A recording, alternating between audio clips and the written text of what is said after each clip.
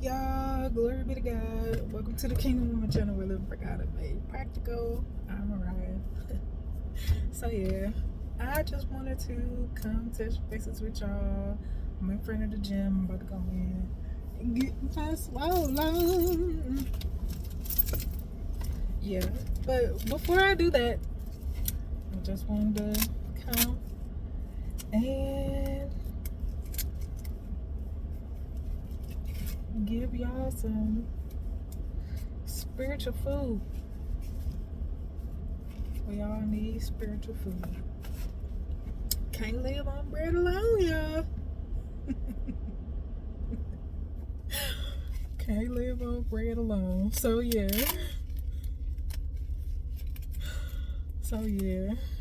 Okay, so today we're gonna talk about discernment.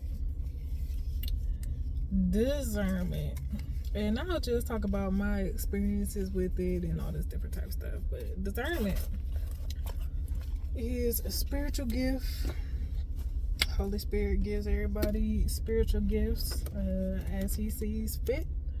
And discernment is one of those gifts that He can give.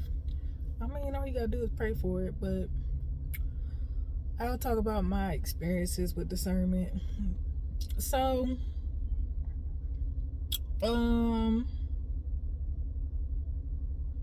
I've been.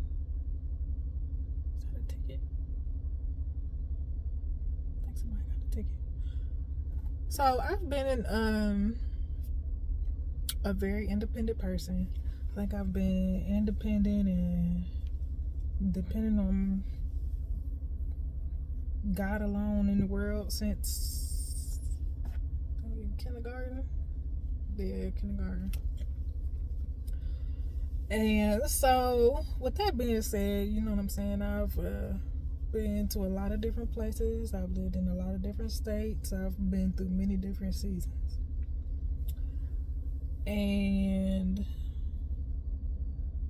as a woman who does not have another human to cover them and protect them in the world, you know what I'm saying, I just didn't have those protections like most.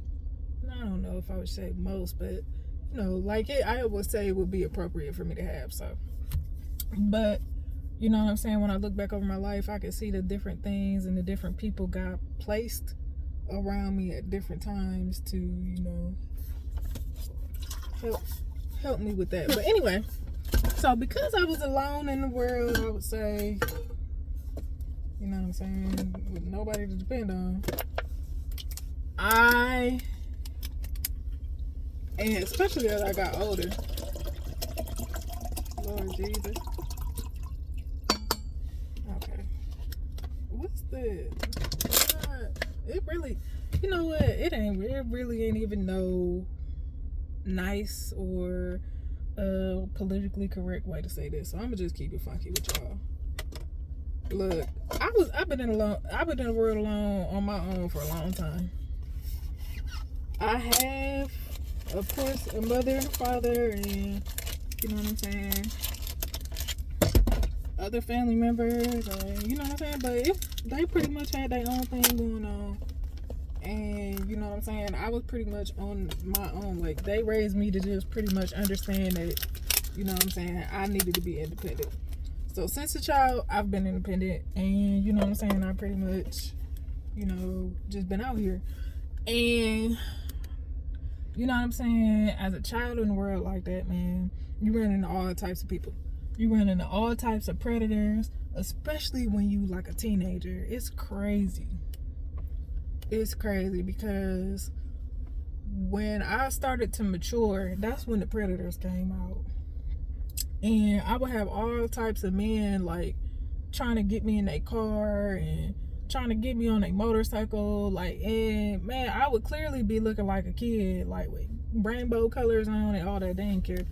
And so anyway, because of that, you know what I'm saying, I asked for discernment because I got tired of running into trashy people that didn't have people that was up to no good. And you know what I'm saying, so God blessed me with the spirit of discernment, with the gift of discernment, I would say. And I don't know if that's the reason why he blessed me with it, but I know that's the reason why I asked for it. So, you know what I'm saying? And I was trying to find a way to just be, no, let's keep it real. All of us ain't have this picture perfect life where somebody was always there. No. It wasn't like that. It was not like that for me. And I done been in some tight spots. But, you know what I'm saying? The gift of discernment was essential for me to get out of that. Discernment is a spiritual gift that allows you to see the spirits that operate within people. And so, because I had that gift, I was able to see on the inside of people. And I still can see on it. I can see straight through people. It let me see straight through people. And to see the whatever they got going on with them, I can see it. I can see it. And it's just one of those things, man. Sometimes it breaks your heart because, you know what I'm saying, you'll see things in people who you love that you never expected to see. Especially if, you know what I'm saying, I got to a point where, you know what I'm saying, I started to obtain a certain level of success that people thought was success. And you know what I'm saying, because I had discernment, I could see the jealousy and the envy inside of people that, you know what I'm saying, that watched me from when I was poo-pooing in diapers. And you know what I'm saying, that was kind of heartbreaking. But so it's a up and a down. But pretty much the spirit of discernment, it just allow you to see it allow you to see spirits. It allow you to see what people operate in. Yes, it does. And you can recognize what they operate in. And you know what I'm saying,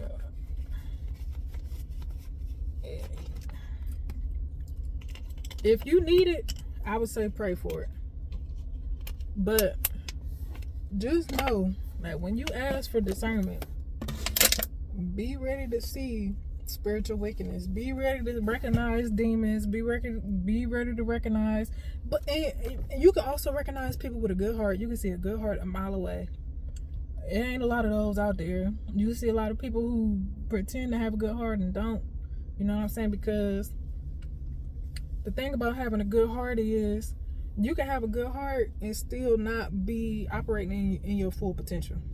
You can have a good heart and not be operating in your full potential. So you'll see somebody with a good heart, but they not operating in their full potential because some sort of spiritual wickedness or some sort of hurt or pain or trauma that they haven't dealt with, you know what I'm saying, is weighing them down. And you can see all of that. I can see all of that. But that's what, you know what I'm saying, discernment help you with. And so, it's just a spiritual gift that has helped me to navigate through life a whole lot better. And like I said, I've been through many seasons. I've been in a lot of different states. I've been in a lot of different places. You know what I'm saying? God has taken me, you know, through a lot of different seasons in a lot of different places. And you know what I'm saying? Discernment gave me the ability to, like I said, you can see people's intentions and everything, because you can see, it's like you can just see it. It's hard to explain, but it's like you can see through people. You see what they operating in. I don't know. It's something that you gotta get used to, because you know what I'm saying. I don't know. For me as a child, children are kind of naive, so at a certain point where I started seeing all this wickedness in the world, it was just kind of a shock. But it's something that you kind of got to get used to. And then, you know, God commands us not to judge other people. So while you see, you know what I'm saying, the wickedness in people, you can't judge them at the same time. You know what I'm saying? You gotta That's why you need love in your heart, because you know what I'm saying, you gotta just have grace towards people, because you know what I'm saying. I had to learn how to balance the gift with the word of God, with what God commanded me to do. You know what I'm saying? God commanded me not to judge other people, and you know what I'm saying, to love other people. And that's the thing about loving other people. You know what I'm saying? You'll never find a perfect person to love. People aren't perfect because we can't be. You know what I'm saying? A lot of times people are waiting for people to be perfect before you can love them, and that's not realistic. You know what I'm saying? And even if a person is perfect, when you meet them, you know what I'm saying, Satan is gonna come and, you know, try to attack that person, and then they are battling with something, and you can see that battle within them, and that don't necessarily make them a bad person. It really just make them human, because we all battle with that stuff. You know what I'm saying? But the stronger you grow in that, the quicker you get rid of that. Like the more spiritual maturity, you know what I'm saying, that you have, the less time it takes for you to overcome those battles. You know what I'm saying? And you just get to a place where Satan try to come up, and you be like, come on now, Satan, we ain't even doing that today. And then, you know, some people, they operate. The thing about it is we have decision making power, and so, you know what I'm saying, when you first come across God, you are very worldly, but you've accepted Jesus and you've received the gift of salvation. But your goal is to become like Christ, who is holy, right? And so it's a transition from you to get to that point to this point. And so, you know what I'm saying, you have to grow and learn, you know what I'm saying, and crucify your flesh. So it's a process of, let's just keep it real, you want to sin because you're worldly in the beginning. You want to sin, you want to do whatever your flesh tell you to do. That's just a reality. And so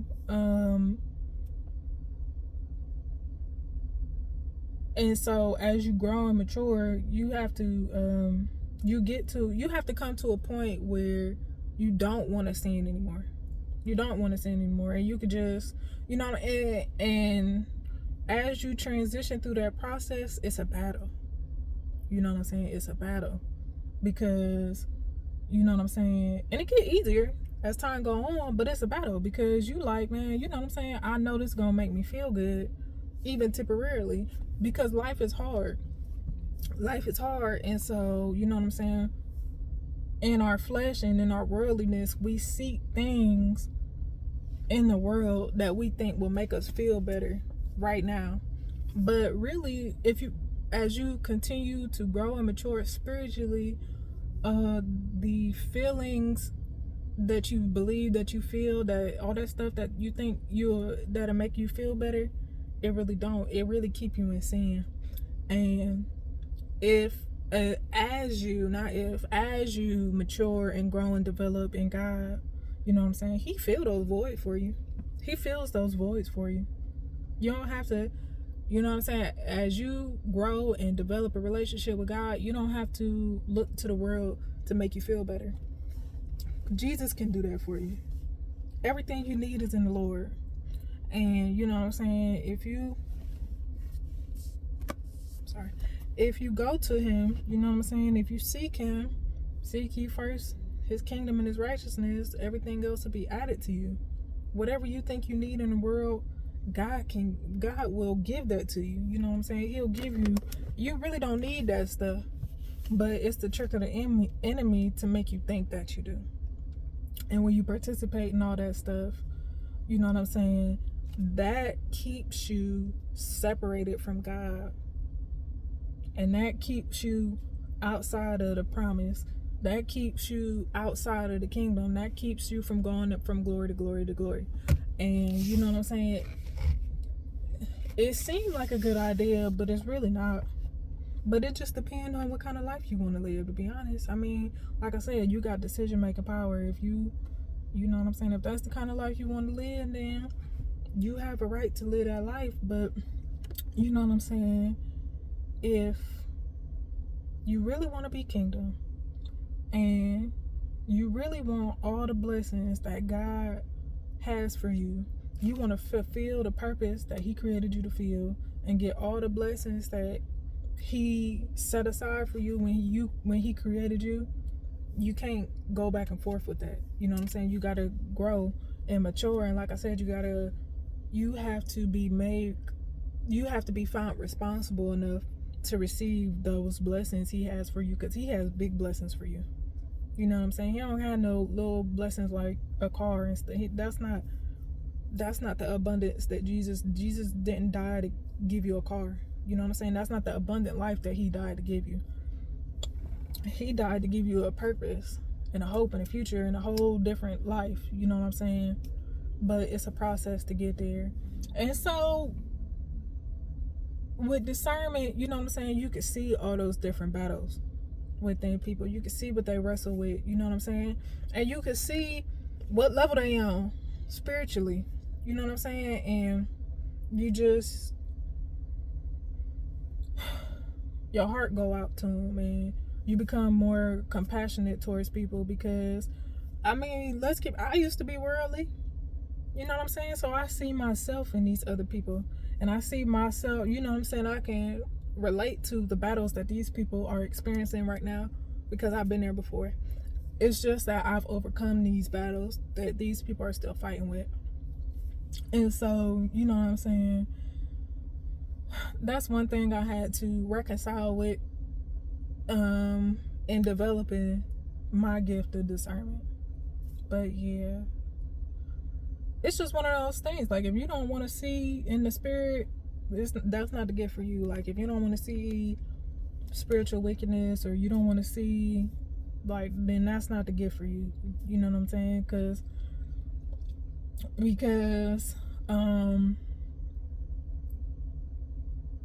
you know what I'm saying, if you can see spiritual wickedness in somebody, then you can also command it to come out. And if you ain't ready to command nothing to come out of nobody, or you ain't ready for that type of battle, then, you know what I'm saying, growing in discernment might not be for you. Because that you know, as you grow, that's where that's going to take you. You know what I'm saying? And if you got ears to hear, then you know what I'm talking about. But so yeah, that's spiritual discernment. I just wanted to come touch base with y'all and get all that real fast. That's something we don't talk about a lot. But if you have any questions or comments, feel free to leave those down in the comment section, and I might make another video just for you. Like I said, I don't know what y'all know and what y'all need to know, so ask questions if y'all need to. But alright, y'all, I'ma go. Until next time.